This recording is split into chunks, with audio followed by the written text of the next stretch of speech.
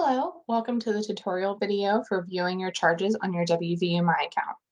I have already logged into WVU MyAccount, and if you need help getting to this point, you can watch our student WVU MyAccount login tutorial.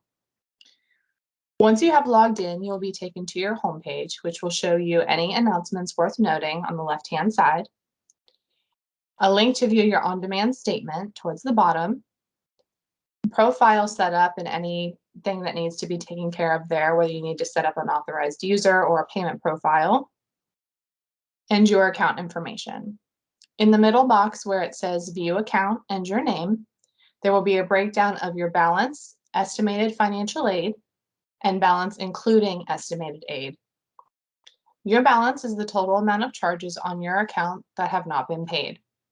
Your estimated financial aid is the total amount of all financial aid that is ready to pay towards your account.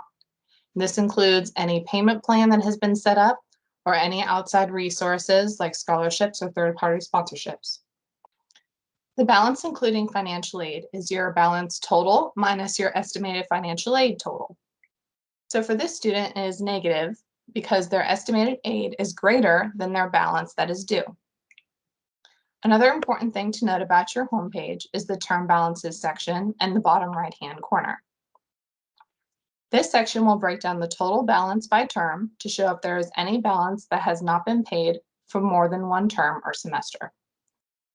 If you want more information about the amount you are seeing, you can click on each category, and that will take you to your account activity screen. That will allow you to view an itemized list of the charges and payments that are made onto the account for each semester. For more information about the account activity screen, please refer to our Viewing Account Activity tutorial.